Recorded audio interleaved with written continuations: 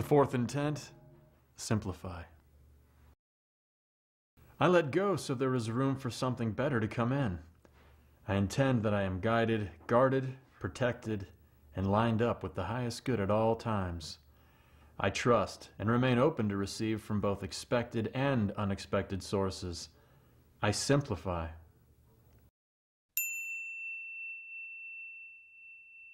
I'm going to talk to you today about simplifying. And when I think about living gracefully, I think the idea of simplifying is critical. It's absolutely key to start realizing that we are a culture of accumulation. And much of what we've accumulated is totally unnecessary. And I hate to be the one to tell you that. So Tony's going to tell you more about that later on. Simplifying, the fourth intention, also carries over from the second intention, which is to seek truth. And one of the principles in the second is to discard any beliefs that are no longer serving you. The fourth intention asks you to let go, to make room for that which is better for your lives. These two are so totally symbiotic in their nature that when we're talking about letting go of beliefs, we're talking about redefining our lives. And we're talking about the parts of us that are not in physical form. In order to seek truth, to redefine our lives, we have to first look at what is no longer serving us that we have accumulated. And can you shed that skin? How many layers are you willing to shed now? So, in simplifying, you become lighter.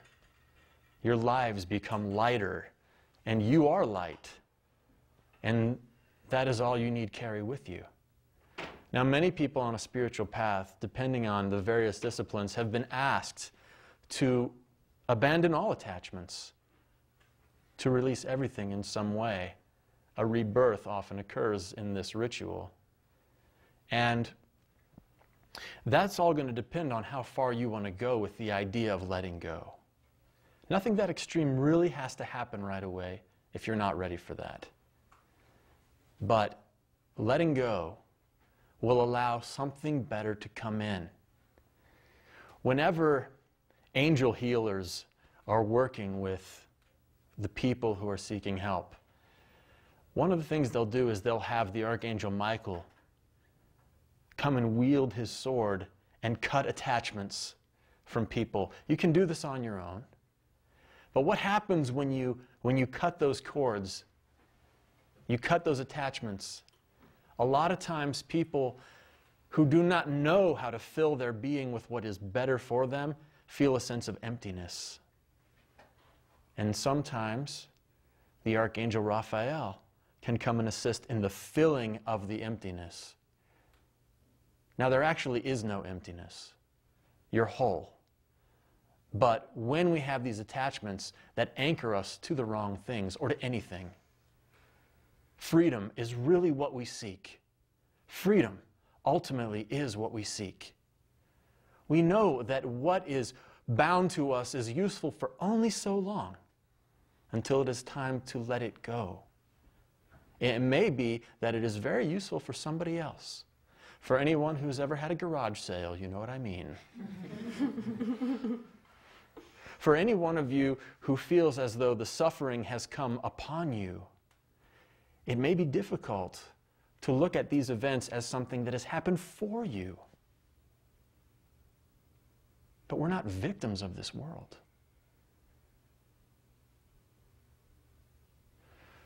So, the middle portion of the fourth intention talks to us about aligning with the highest good, about being guided, guarded, and protected by the highest good.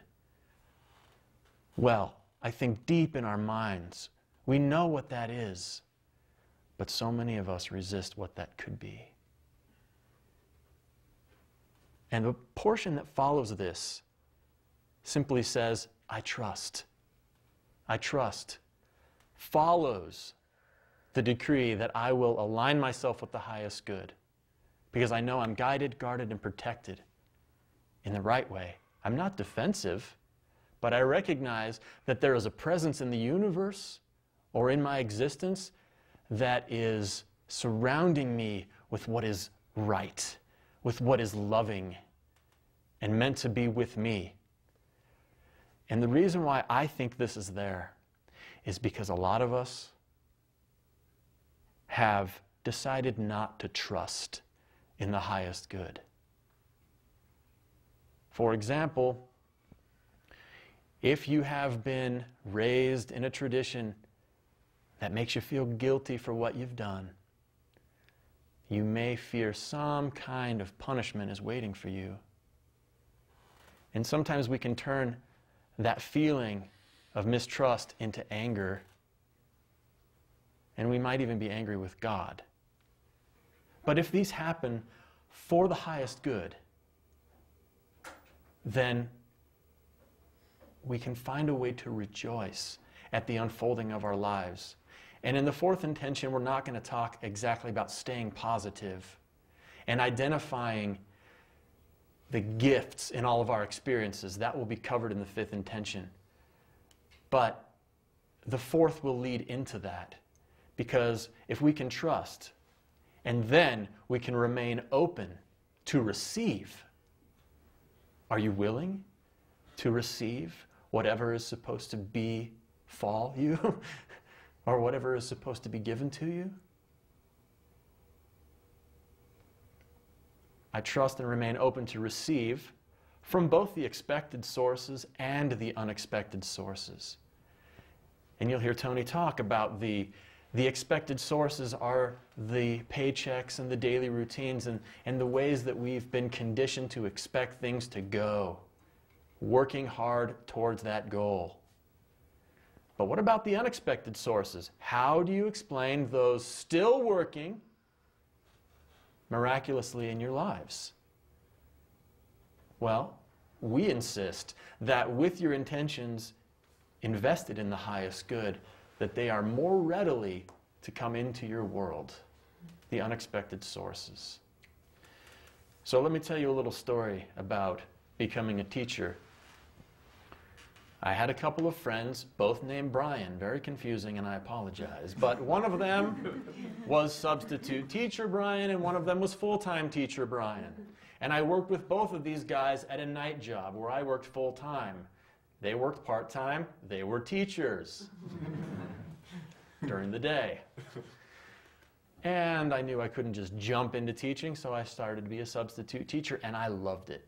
I loved it for the end of the year, the last couple of months of that school year when I got hired. And I decided at the end of that school year that I was going to talk to the district about doing it all the time, being a full-time teacher. So I called the district and told them my intention, and they said, "We're sorry, it doesn't quite work like that. We will be glad to hire certified teachers, but not just any old substitute teacher, because after all you need is a college degree and an FBI clearance card, so they know you're safe around the kids." So apparently I didn't have enough qualifications to be a full-time teacher. And rather than suffering in that rejection, I let it go. Anyway, at the end of the summer, I happened to have my full-time teacher friend Brian approach me and say, "Would you be interested in working full-time as a teacher?" I said, "Well, funny you should ask." "Yes."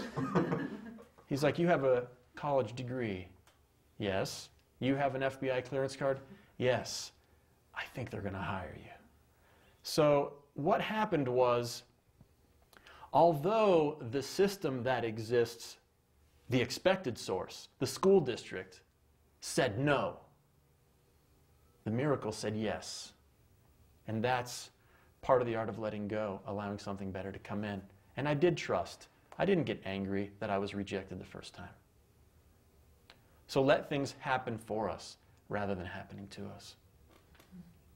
That's the fourth. Thank you.